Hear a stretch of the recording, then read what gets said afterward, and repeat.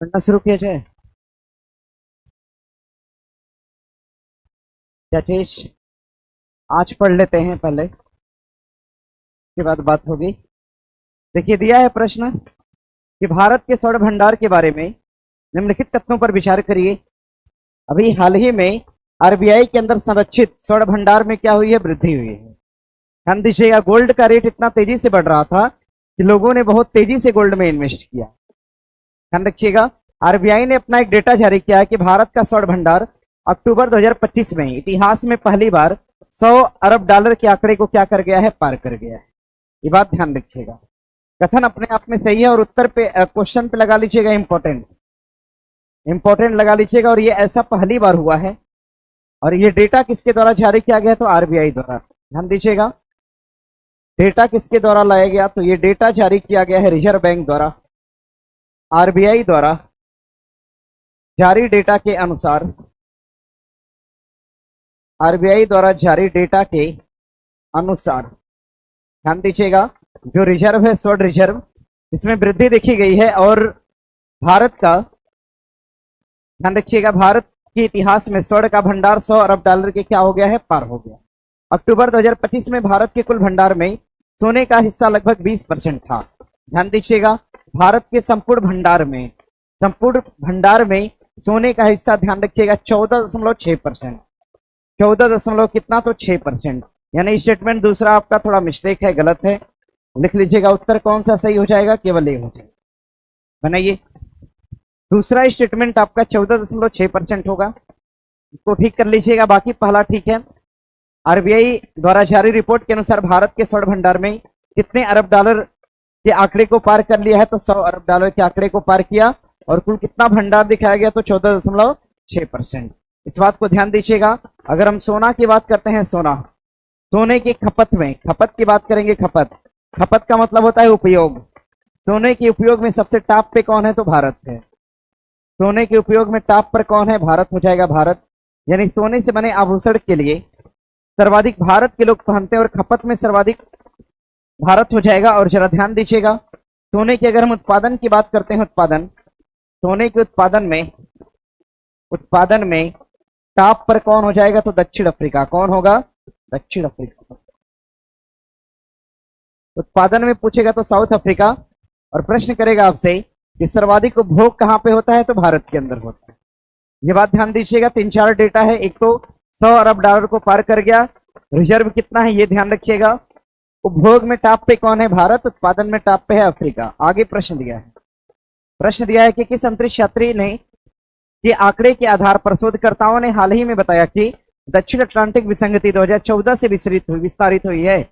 यानी दक्षिणी अटलांटिक की विसंगति, यानी जो उसका निचला तल है, इसमें अब धीरे धीरे विस्तार हो रहा है। ध्यान दीजिएगा, अरे निचले दक्षिणी अटलांटिक के तल में अगर कोई विस्तार होगा तो जाहिर सी बात है अफ्रीका किधर की तरफ मूव करेगा? ईस्ट की तरफ। कहां जाएगा? ईस्ट की तरफ जाएगा। ऐसा है ना? सोचिए, अगर हमने बताया कि ये नॉर्थ अमेरिका का हिस्सा है, ये हिस्सा आपका नॉर्थ अमेरिका का है, यहां से ये हिस्सा आपका नॉर्थ अमेरिका, यहां पे है साउथ अमेरिका। ये हिस्सा आपका है यूरोप का, और यहां से ये हिस्सा आपका एशिया वाला पार्ट है। ठीक है, ये वाला हिस्सा आपका अफ्रीका है, अफ्रीका। और यहां पर है ऑस्ट्रेलिया। कहा गया कि अटलांटिक जो है, अटलांटिक और अटलांटिक के कौन से हिस्से में विसंगति दिखाया गया? तो दक्षिणी भाग में। अगर ये भाग विस्तारित होगा तो अफ्रीका किधर की तरफ मूव करेगा?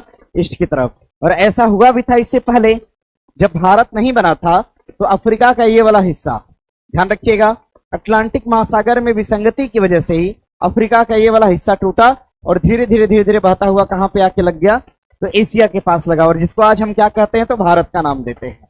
ध्यान दीजिएगा, जो दक्कन ट्रैप आप देख पा रहे हैं, दक्कन का पठार जो यहीं से टूटकर निकला हुआ था। और आज फिर कहा गया कि इसी तरह की स्थिति उत्पन्न हो रही है, यहां पर विस्तार हो रहा है। तो इसका सबसे अधिक प्रभाव किस महाद्वीप पर पड़ेगा? अफ्रीका पे पड़ेगा।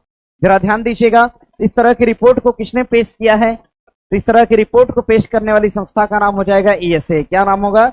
ईएसए। ईएसए के बारे में बताया था ना आपको, European space agency, European space agency, European space agency के द्वारा, यूरोपियन स्पेस एजेंसी द्वारा, ध्यान दीजिएगा, यूरोपियन स्पेस एजेंसी द्वारा इस तरह का डेटा दिया गया कि अभी दक्षिणी अटलांटिक महासागर में क्या हो रही है, विसंगति हो रही है और विस्तारित हो रहा है, और 2014 से ही विस्तारित हो रहा है।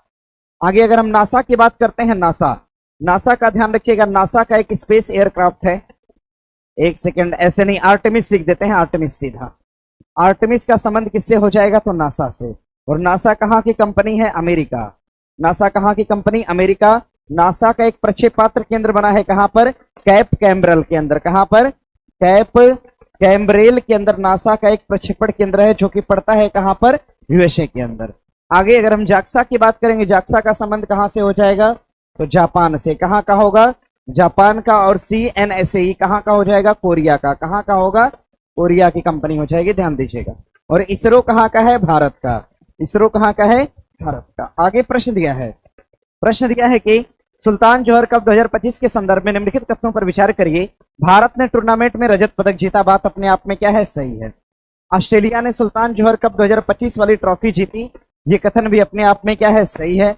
इस सुल्तान जोहर कप का आयोजन, इस कप का आयोजन कहां किया गया, इस कप का आयोजन किया गया, कहां पर किया गया भैया, कहां पर, मलेशिया में। इस कप का आयोजन किया गया कहां पर, मलेशिया के अंदर जौहर नामक एक जगह है, वहीं पर इसका आयोजन किया गया। भारत टूर्नामेंट में रजत जीता और ऑस्ट्रेलिया ने सुल्तान जोहर कप की ट्रॉफी जीती, यानी सबसे टॉप पे रहा।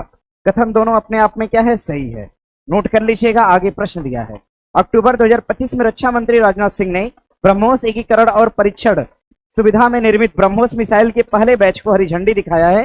चेन्नई से दिखाया, हैदराबाद से, लखनऊ से, कि अहमदाबाद से। कहां से दिखाया, लखनऊ से। लखनऊ से ब्रह्मोस को हरी झंडी दिखाया गया। और ये किस आधार पे बनी है, तो स्वदेशी आधार पर, स्वदेशी पर आधारित, ध्यान रखिएगा, स्वदेशी पर आधारित मिसाइल बनाई गई ब्रह्मोस। और ध्यान रखिएगा, इस मिसाइल को बनाया गया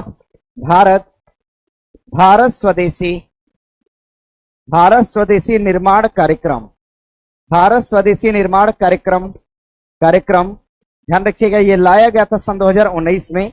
और इसी कार्यक्रम के तहत लखनऊ के यार्ड में, ध्यान रखिएगा, लखनऊ के निर्माण केंद्र में ब्रह्मोस की एक इकाई, एक यूनिट बनाई गई है, ध्यान दीजिएगा।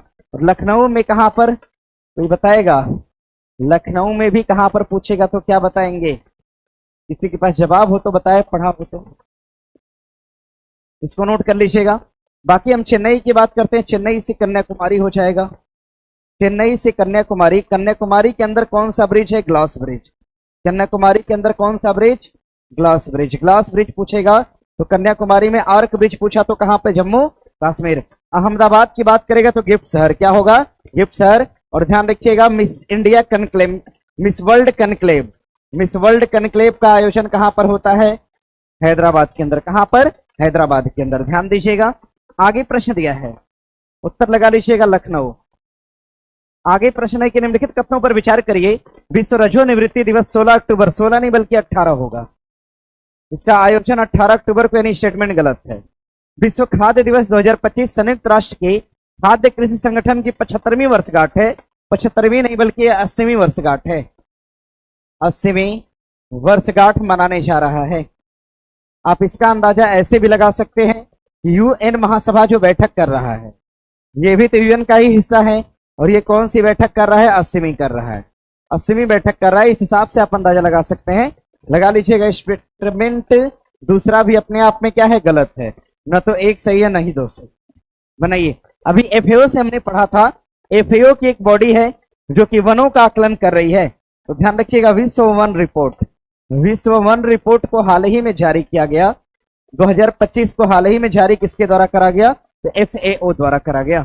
फूड एंड एग्रीकल्चर ऑर्गेनाइजेशन एक प्रकार का होता है, इसकी स्थापना होती है सन 1945। हेडक्वार्टर कहां पे हो जाएगा, इटली रोम के अंदर, हेडक्वार्टर इसका इटली रोम के अंदर। विश्व वन रिपोर्ट 2025 FAO। ध्यान दीजिएगा, आगे प्रश्न दिया है कि तीरंदाजी विश्व कप फाइनल में पदक जीतने वाली पहली भारतीय महिला कंपाउंड तीरंदाज बनकर किस भारतीय तीरंदाज ने इतिहास रचा है। परनीत कौर ने, सुरेखा वेन्नम ने, मधुरा धामनवकर ने, या फिर अंकिता भक्त ने। उत्तर क्या हो जाएगा, सुरेखा वेन्नम। सीधे याद कर लीजिएगा, यहां से क्वेश्चन है। ज्योति सुरेखा वेन्नम ने, ध्यान रखिएगा, तीरंदाज का ये पदक जीता और भारतीय महिला कंपाउंड तीरंदाज बनी है ये, इस बात को ध्यान दीजिएगा। हाँ, प्रश्न करेगा, भारत की पहली महिला तीरंदाजी, भारत की पहली महिला तीरंदाज पहली महिला तीरंदाज, भारत की पहली महिला तीरंदाज पूछेगा तो ध्यान रखिएगा, दीपिका कुमारी। क्या नाम होगा इसका? दीपिका कुमारी। भारत की पहली महिला तीरंदाज कौन है? दीपिका कुमारी। और भारत के पहले घुड़सवार अगर पूछता है, घुड़सवार, भारत के पहले घुड़सवार कौन है? फवाद मिर्जा। कौन है? फवाद मिर्जा। भारत के पहले घुड़सवार कौन? फवाद मिर्जा। और भारत की प्रथम महिला तीरंदाज कौन है? तो दीपिका कुमारी। अवार्ड कौन जीता? ज्योति सुरेखा वेनम ने जीता। आगे प्रश्न दिया है कि राष्ट्रीय स्वास्थ्य प्राधिकरण एनएचए की वार्षिक रिपोर्ट 2024-25 के संदर्भ में निम्नलिखित कथनों पर विचार करिए। आयुष्मान भारत प्रधानमंत्री जन आरोग्य योजना के तहत अस्पताल में भर्ती होने वाली कुल मामले में 49% महिलाएं हैं। बात अपने आप में क्या है? सही है। और जो आयुष्मान योजना का सबसे अधिक प्रयोग किया गया है, ये किस लिए करा गया? हीमोडायलिसिस के लिए। किसके लिए? हीमोडायलिसिस, यानी रोजमर्रा की चीजें हैं। और सर्वाधिक आयुष्मान भारत का प्रयोग इसीलिए करा गया है, हीमोडायलिसिस के क्षेत्र में सबसे अधिक उपयोग किया गया है। ध्यान दीजिएगा। अगर हम आयुष्मान भारत की बात करेंगे, आयुष्मान भारत पता ही होगा, आयुष्मान भारत आता है 23 सितंबर सन 2018। शुरू कहां से करा गया था? रांची से। कहां से?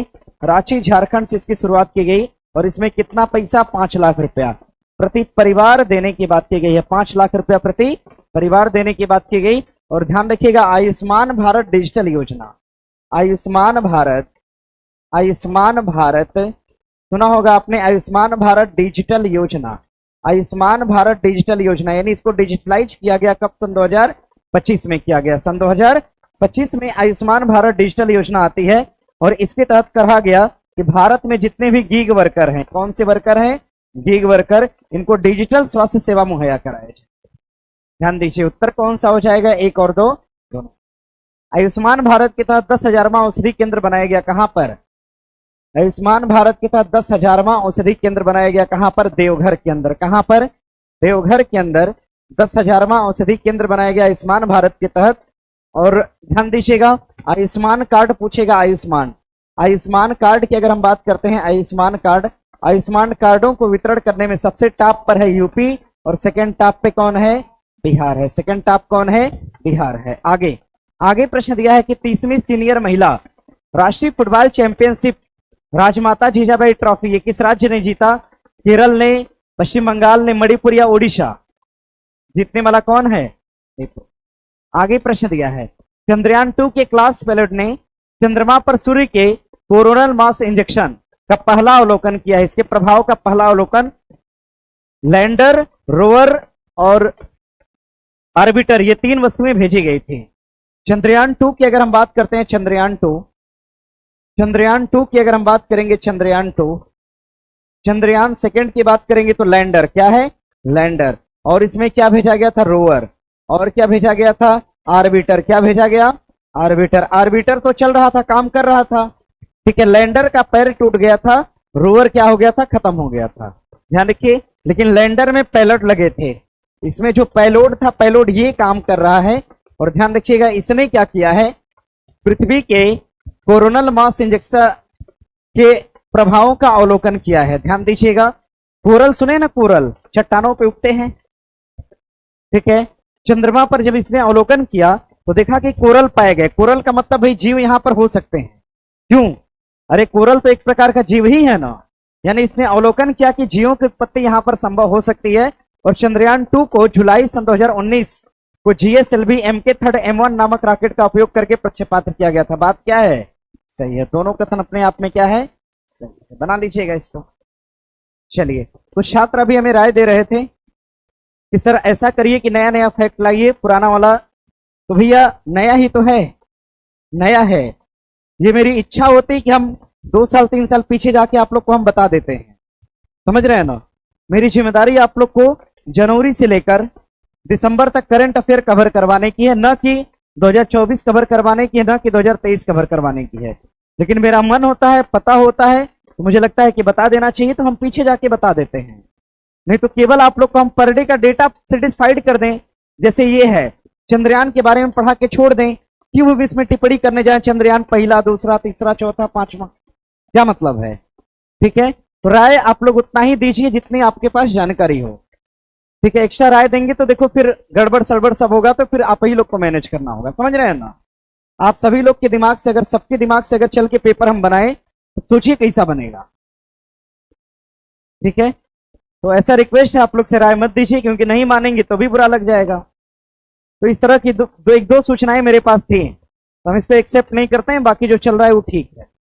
ठीक है, अरे आप लोग को याद है, हमने बोला है तब याद है, हमने रोज बोला है तब याद है।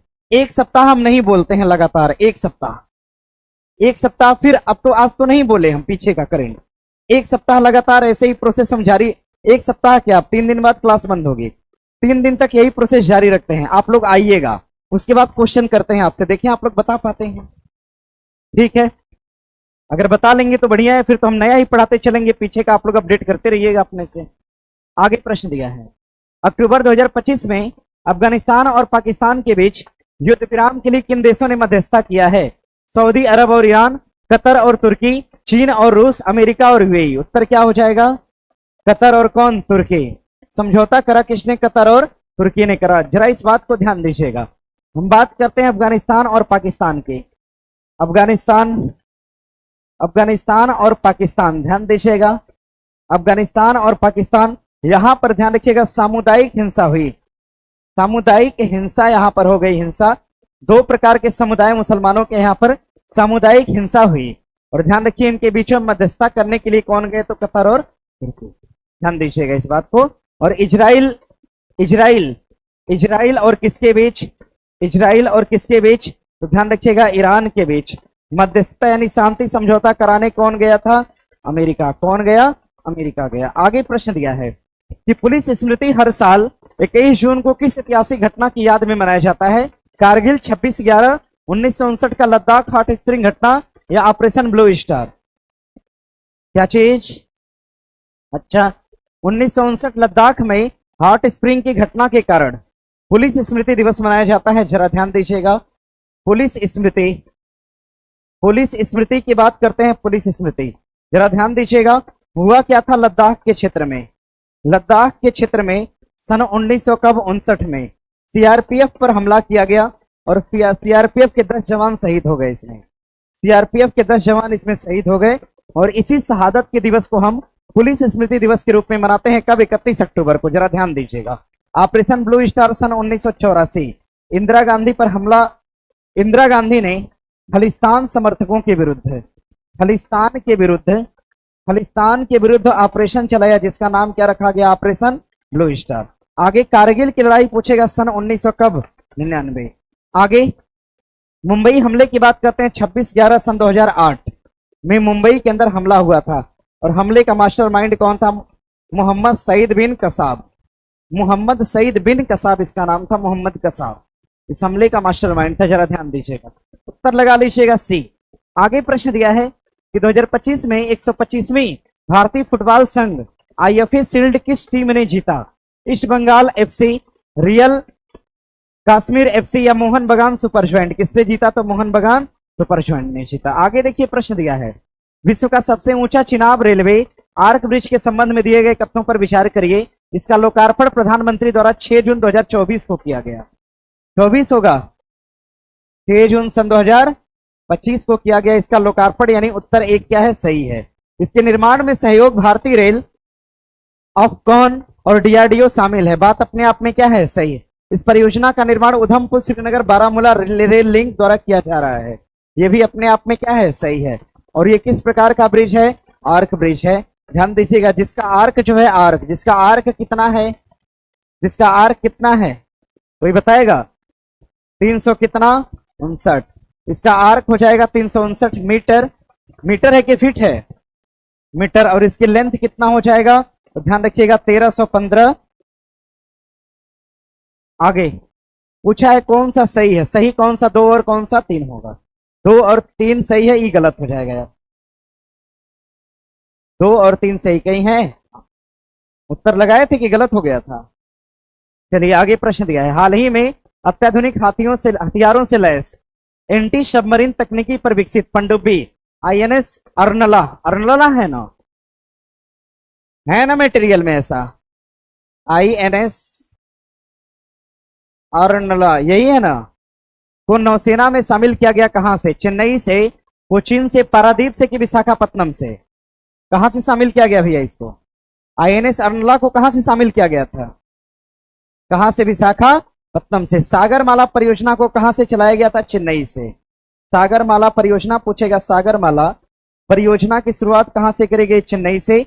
और ध्यान रखिएगा बंदरगाह, बंदरगाह, बंदरगाहों के सुदृढ़ीकरण, बंदरगाहों के सुदृढ़ीकरण, सुदृढ़ीकरण के लिए ध्यान दीजिएगा सागरमाला परियोजनाओं को शुरू किया गया, इस बात को याद रखेंगे। आगे प्रश्न दिया है कि आईएनएस वितरणी पर सवार होकर नाविका सागर परिक्रमा 2.0 के तहत 238 दिनों में दुनिया का चक्कर लगाने वाली दो महिला अफसर कौन है? लेफ्टिनेंट कमांडर दिलना और लेफ्टिनेंट कमांडर रूपा, यही दोनों हैं। ध्यान रखिएगा व्योमिका सिंह और कैप्टन सोफिया कुरैशी, अगर इनकी बात करते हैं, इन्होंने ऑपरेशन सिंधु, ध्यान दीजिएगा, इन्होंने ऑपरेशन सिंधु में पार्टिसिपेट किया, ऑपरेशन सिंधु में सिंदूर में भाग लिया, ऑपरेशन सिंदूर, ऑपरेशन सिंदूर में भाग लेने वाली महिलाएं हैं ये। ध्यान दीजिएगा व्योमिका सिंह और कैप्टन सोफिया कुरैशी। कैप्टन सोफिया कुरैशी का संबंध कहां से है? आर्मी से, आर्मी से इनका संबंध हो जाएगा। और आगे अगर हम व्योमिका सिंह की बात करते हैं, संबंध किससे हो जाएगा? एयरफोर्स से हो जाएगा। आगे प्रश्न दिया है भामिना कंठ के बारे में। भैया भामिना कंठ के बारे में ध्यान दीजिएगा, भामिना कंठ, ध्यान दीजिए भामिना कंठ भारत की पहली महिला लड़ाकू पायलट, भारत की पहली महिला लड़ाकू पायलट कौन है? तो ध्यान रखिएगा भामिना कंठ। और आगे शिवांगी सिंह का नाम दिया राफेल उड़ाने वाली, राफेल उड़ाने वाली पहली महिला कौन हो जाएगी? पहली महिला राफेल उड़ाने वाली पहली महिला कौन हो जाएंगी? तो लिखिएगा शिवांगी सिंह। और भावना कस्तूरी के बारे में पूछेगा, भावना कस्तूरी, तो जरा ध्यान दीजिएगा, इन्होंने गणतंत्र दिवस पर, कब?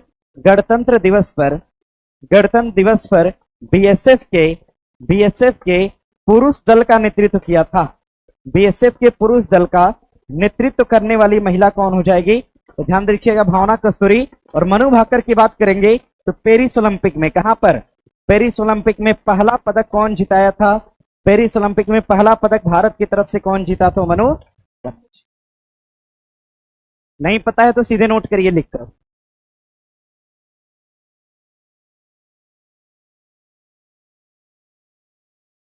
हो गया?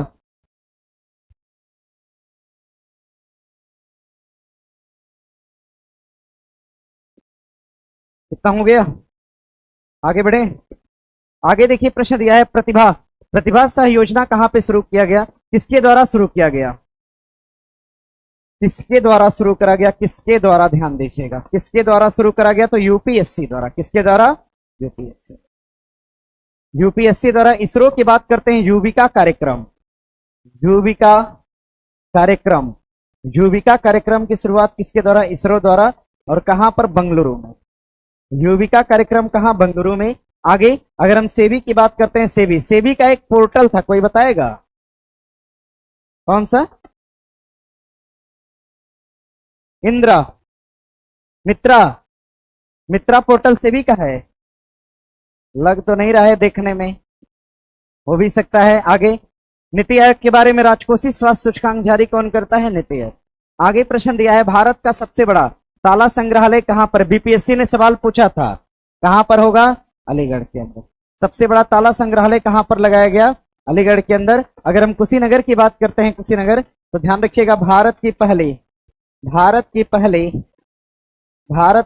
ट्रांसजेंडर यूनिवर्सिटी, भारत की पहली ट्रांसजेंडर यूनिवर्सिटी कहां पर हो जाएगी? कुशीनगर के अंदर। नोएडा की बात करते हैं भैया, नोएडा जेवर एयरपोर्ट, एशिया का सबसे बड़ा एयरपोर्ट, एशिया का सबसे बड़ा एयरपोर्ट कौन सा हो जाएगा? जेवर एयरपोर्ट। आगे अयोध्या की बात करते हैं तो ध्यान रखिएगा अभी हाल ही में एनएसजी की एक नई कमान बनी है, नई कमान। और कौन सी कमान है ये? 7वीं। एनएसजी की नई और 7वीं कमान कहां पे लगाई गई? तो अयोध्या में। उत्तर लगा लीजिएगा अलीगढ़। आगे प्रश्न दिया है, अलीगढ़ वैसे तो ताला नगरी है, ताला संग्रहालय यहां पर हो भी सकता है, ठीक है, बाकी सब पढ़ाए हैं, पुलिस संग्रहालय, रेल संग्रहालय सब देख लीजिएगा। आगे दिया है रेल पटरियों के 100% विद्युतीकरण हासिल करने में भारत का 24वां राज्य, राज्य होगा राज्य। 24वां राज्य या यूटी कौन बना है? राजस्थान, मध्य प्रदेश, दिल्ली या गुजरात? कौन बना है? गुजरात बना है। सोचिए 24वां यूटी है ये। 100% विद्युतीकरण करने वाला 24वां स्टेट बना है गुजरात। इसको ध्यान दीजिएगा। बाकी गुजरात को हम गिफ्ट सिटी के नाम से जानते हैं। आगे प्रश्न है, हाल ही में संयुक्त राष्ट्र आर्थिक और सामाजिक परिषद के सदस्य भारत को बनाया गया, जिसका कार्यकाल की अवधि क्या है?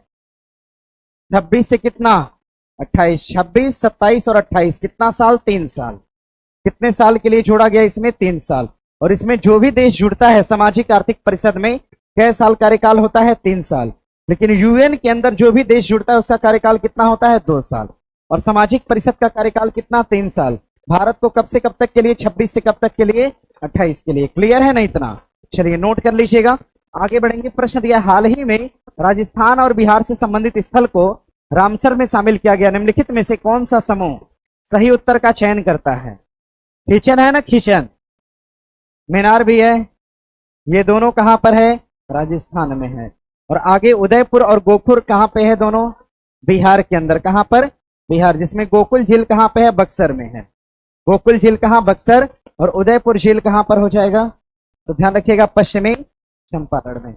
उदयपुर झील कहां पर? पश्चिमी चंपारण में। लगा लीजिएगा, उत्तर हो जाएगा बी। आगे प्रश्न दिया है भैया कि भारत के राष्ट्रपति द्वारा लद्दाख में 5 भाषाओं को आधिकारिक रूप से मान्यता दी गई, इसमें भाषा कौन सी नहीं है? भोटी, उर्दू, पुर्गी, डोंगरी नहीं है। 5 भाषा में 3 देख रहे होंगे आप लोग। एक हो जाएगी हिंदी। कौन सी भाषा है? हिंदी। एक भाषा हो जाएगी हिंदी है। अच्छा, नहीं लिखा तो नहीं है ना? हिंदी। और एक दूसरी भाषा अंग्रेजी। हिंदी और वो कौन सी है? अंग्रेजी। लद्दाख ने हाल ही में कहा कि हम स्टेट बनेंगे, और स्टेट बनने संबंधी एक विरोध प्रदर्शन करा गया। कहां पर किया गया? तो लेह में। कहां पर? लेह। लद्दाख में पहले कितने जिले थे? 2।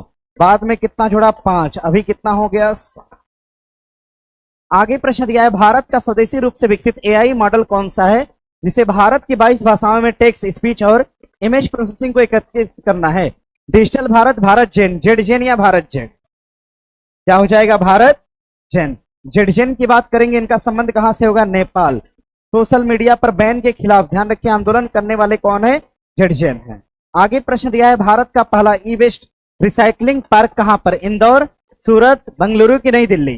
कहां पर? नई दिल्ली। ई वेस्ट रिसाइकलिंग पार्क कहां पर?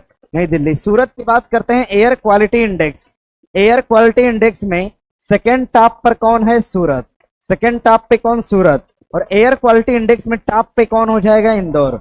इसमें टॉप पर कौन होगा? इंदौर। वाटर प्लस सिटी कौन हो जाएगी? इंदौर। आगे देखिए प्रश्न दिया है, हाल ही में किस राज्य के उच्च न्यायालय ने सिंगल यूज प्लास्टिक पर बैन लगा दिया है? कहां पर? केरल। सिंगल यूज प्लास्टिक पर बैन लगाने वाला हाल ही का हाईकोर्ट कौन हो जाएगा? तो केरल हाईकोर्ट। अभी गोवा के विधानसभा में आरक्षण संबंधी एक विधेयक पेश किया गया। कहां पर? गोवा विधानसभा। आगे प्रश्न है, फास्टैग की नई योजना के तहत, ध्यान रखिएगा, इसकी घोषणा केंद्रीय सरकार, केंद्रीय सड़क और परिवहन विभाग के राजमार्ग मंत्रालय द्वारा 18 जून 2025 को किया गया। बात क्या है? सही है।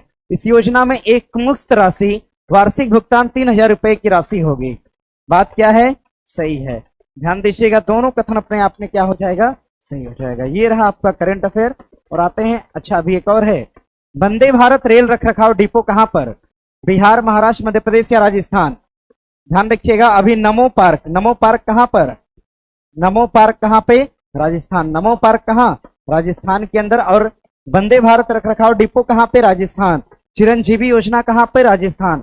चिरंजीवी योजना कहां पे? राजस्थान। आगे प्रश्न है, भारत का पहला अंडर वाटर म्यूजियम कहां और नौसेना के किस जहाज पर विकसित किया गया? विशाखापत्तनम होगा? नहीं। आईएनएस तरड़ी। कोचिन नहीं है, महाराष्ट्र हो जाएगा, सिंधुदुर्ग होगा।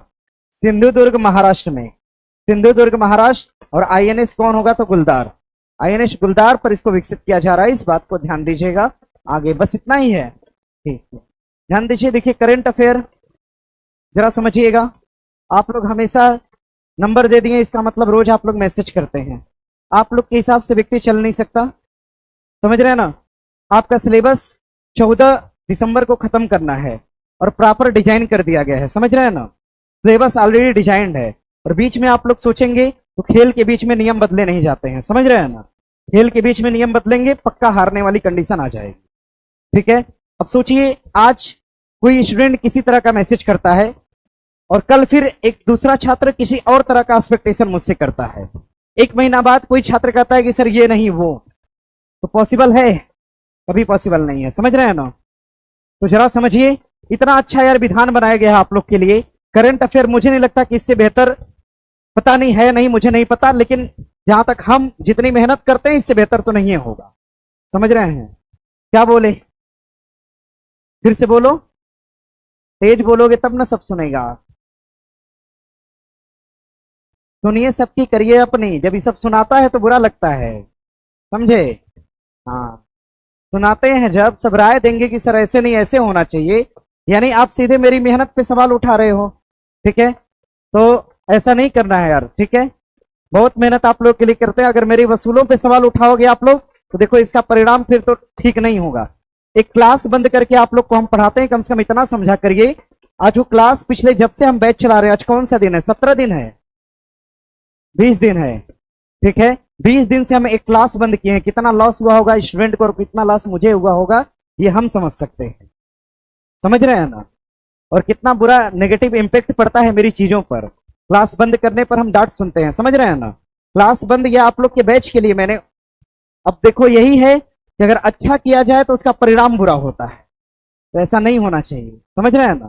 अरे बहुत सोची समझी पूरी प्लानिंग होती है, ऐसे ही नहीं कोई आया सीधे क्लास में खड़ा हो गया ये होना चाहिए, ऐसा नहीं है। एक रची रचाई सोची समझी प्लानिंग है। सोचिए दरोगा के सिलेबस को 60 दिन में अगर खत्म कराने का दावा है तो कुछ तो जरूर इसके पीछे का सोचा गया होगा, और क्वेश्चन भी फंसना चाहिए। एक सबसे बड़ी प्रायोरिटी ये भी है कि जितना आपने 2.5 साल 3 साल के बैच में समय दिया होगा, 60 दिन के अंदर सेम उतने ही कंटेंट को आपको प्रोवाइड भी करना और क्वेश्चन भी फंसना चाहिए। इसका दबाव हम लोग के ऊपर पर्सनली रहता है। समझ रहे हैं ना? ठीक है, तो जितना आप लोग अपने बारे में, अपने करियर के बारे में नहीं सोचते हैं, उससे कई गुना ज्यादा यहां पर इंसान सोच के बैठा रहता है। इस बात पर जरा अमल करिएगा और जरा ध्यान दीजिएगा आप लोग। ठीक है, पर डे की मेहनत होती है यार, क्या समझोगे तुम लोग? बताओ, इतना मेहनत से कल पेपर बना था है? तुम लोग से ज्यादा तो मुझे अखर गया। तुम लोग कह रहे थे कि हम घर नहीं गए ये वो, बताइए। और जो व्यक्ति घर न जाके दिन रात यहाँ पर दीपावली के दिन 4 बजे पेपर लिख रहा है बिना दिवाली मनाए, समझ रहे हो, उसके ऊपर क्या बीत रही होगी? कम से कम ये सोचे। देखो पेपर, ये देखो मोहम्मद सीरीज है ना, 1:36 पे भेजा गया है। देखिए 1:36 पे, 1:36 पे रात में, देख रहे हो? और भी देखो, अभी कम नहीं है, दिखा रहे हैं अभी कितना तुम लोग एफर्ट लगाते हो और कितना यहां से व्यक्ति एफर्ट लगा रहा है। ठीक है, इसका अंदाजा हो जाएगा। होमवर्क का कंटेंट हमेशा जब भी भेजा गया है, कभी 3 बजे, कभी 3:15 बजे, कभी 4 बजे, देखो एक्चुअल में मेहनत होती है, मेहनत मतलब होती है। समझ रहे हैं ना? ठीक है, देखिए इधर भेजा गया है 1:40 पे, आंसर की से लेके सारा कुछ बन के जाता है। समझ रहे हैं ना? और फिर भी आप लोग कहते हो कि सर ये नहीं वो करो। बताओ,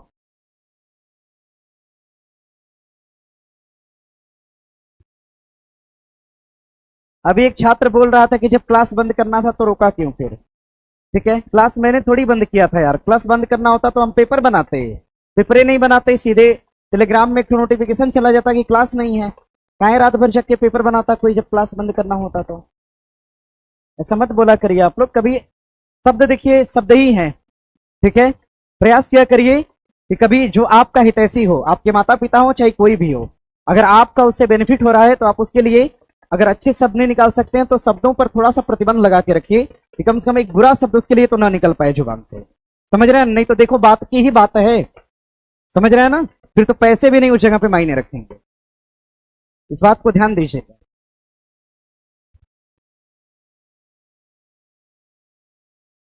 चलिए, दिया है सवाल, शोर मत करा करिए। सारी चीजें आप लोग के लिए ऑर्गेनाइज की गई हैं, सारा कुछ A to Z व्यवस्था सब आप लोग के लिए है, ये किसी अन्यथा अन्य के लिए नहीं है। सब लोग रुके हुए हैं तो आप ही लोग के लिए। स्टाफ हमसे बार बार कहता है कि बताइए सर, दरअसल क्लास मेरी ही चल रही है सुबह से शाम, तो बताइए सर आप क्लास बंद किए होते तो हम लोग जाके दिवाली पे घर सब यहीं पे था।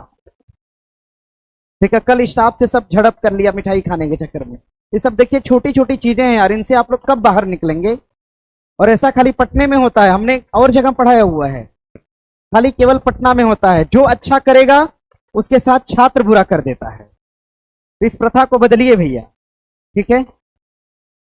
बदलिए, नहीं तो लॉस ही होगा यार। एकदम दिल खोल के आप लोग को पढ़ाते हैं, चले जाएंगे जिस दिन उस दिन वैल्यू पता चलेगी। दिया है तो इस बल का नाम क्या है? अभी तो पता नहीं कौन सा छात्र बोला था, अब तो हम तो उस समय चलिए गए थे, मतलब क्लास लंबे समय तक बंद थी, 15 दिन 20 दिन। तो ऐसे नहीं करना चाहिए, समझ रहे हैं ना? मेहनत हो रही है। सोचिए घर वाले 20 बार फोन करते हैं तो मतलब आने के लिए। अभी हम दिखाएंगे तो हम तो कई बार फोन नहीं रिसीव किए हैं। दीपावली के दिन यहाँ से जाने में पेपर बना रहे थे, लेट हो गया। ये लगा कि उधर पार्टी फंक्शन में जाना होगा तो फिर रात में बना ही नहीं पाएंगे, पता नहीं कब लौटना होगा। समझ रहे हैं ना? तो बिना घर के संपर्क में रहे, बिना मतलब इतनी चीजों को सेक्रीफाई करके इंसान ये कर रहा है। कभी कभी तो ऐसा महसूस होता है कि नौकरी कर लेना चाहिए था, कहाँ फंस गए। समझ रहे हैं ना? तो कहाँ ये सब चीजें याद दिलाते हैं भाई, बहुत अंदर से मतलब यार अजीब लगता है। दिया है उस बल का नाम क्या है जिसमें पृथ्वी सब वस्तुओं को अपनी ओर खींचती है? धक्का है, प्रतिरोध है, बाह्य बल है, गुरुत्वाकर्षण है। ग्रेविटेशन बल एक ऐसा बल है जिसमें पृथ्वी सभी वस्तुओं को अपनी ओर आकर्षित करती है। और ध्यान रखिएगा, हमारी पृथ्वी पर यह सामान्य बल की श्रेणी में आता है। हमारी पृथ्वी पर सामान्य फोर्स कौन सा हो जाएगा? तो ग्रेविटेशन फोर्स। हमारी पृथ्वी पर सामान्य बल कौन सा है? तो गुरुत्वाकर्षण बल है। और हमारी पृथ्वी पर सबसे स्ट्रांग बल पूछेगा तो भैया ध्यान दीजिएगा, सबसे स्ट्रांग बल कौन सा हो जाएगा? तो सबसे जो स्ट्रांग बल है कौन सा है? ज्वारीय बल है। कौन सा बल है? ज्वारीय बल या नाभिकीय बल। एक ज्वारीय नहीं यार, नाभिकीय बल होगा। सबसे स्ट्रांग बल कौन सा होगा?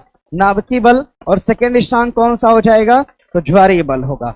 ज्वारीय बल दूसरा स्ट्रांग बल है और सबसे पहला स्ट्रांग बल हो जाएगा आपका नाभिकीय बल। बना लीजिएगा, उत्तर हो जाएगा डी। आगे दिया है प्रश्न, कौन सा बल हमारे सौरमंडल की संरचना को बनाए रखता है? प्रत्यास्थ, विद्युत स्थैतिक, यांत्रिक बल या गुरुत्वाकर्षण बल? उत्तर क्या हो जाएगा? गुरुत्वाकर्षण बल। गुरुत्वाकर्षण बल हमारे सौरमंडल की संरचना को बनाए रखता है। जैसे ग्रह है तो सूर्य है, छोटा पिंड है, उसके बाद पिंड है, उसके बाद पिंड, फिर बड़ा पिंड, इस तरह से करके परिक्रमा कर रहे हैं। अगर ग्रेविटेशन फोर्स ग्रहों का अपना खुद का नहीं होता तो कल को बुध इधर चला जाता और पृथ्वी आके सामने खड़ी हो जाती। ठीक है, तो सौर मंडल की यथास्थिति को बनाने में भी गुरुत्वाकर्षण बल अपने आप में क्या होता है? सहायक होता है। जरा ध्यान दीजिएगा, बात किसकी आई है? सौर मंडल। ध्यान दीजिए, सौर मंडल की अगर हम बात करेंगे, सौर मंडल की संकल्पना को देने वाले कौन थे? सौर मंडल की संकल्पना को किसने दिया था? कॉपरनिकस ने। कौन दिया? कॉपरनिकस। सौर मंडल की संकल्पना को देने वाले कौन थे? कॉपरनिकस। और कॉपरनिकस ने बताया, इन्होंने एक सिद्धांत दिया, सिद्धांत का नाम हो जाएगा हेलियोसेंट्रिक। क्या होगा? हेलियोसेंट्रिक। इन्होंने एक कंसेप्ट दिया जिसको हम हेलियोसेंट्रिक के नाम से जानते हैं। हेलियोसेंट्रिक में कहा गया कि ब्रह्मांड के केंद्र में कौन है? सूर्य है, और सभी ग्रह सूर्य की क्या कर रहे हैं? परिक्रमा कर रहे हैं। ध्यान रखिएगा, सूर्य केंद्रित अवस्था के बारे में बताने वाले कौन थे? आगे प्रश्न दिया है, चंद्रमा और सूर्य के कारण होने वाले ज्वार भाटे के बारे में कौन सा नियम सही स्पष्ट करता है? ग्रेविटेशन का नियम, परावर्तन, अपवर्तन या जड़त्व का नियम? कौन सा? गुरुत्वाकर्षण का नियम। ध्यान दीजिएगा, पृथ्वी पर एक बल है जिसका नाम है गुरुत्वाकर्षण बल। बाकी सूर्य के पास एक बल है जिसको हम आकर्षण बल कहते हैं।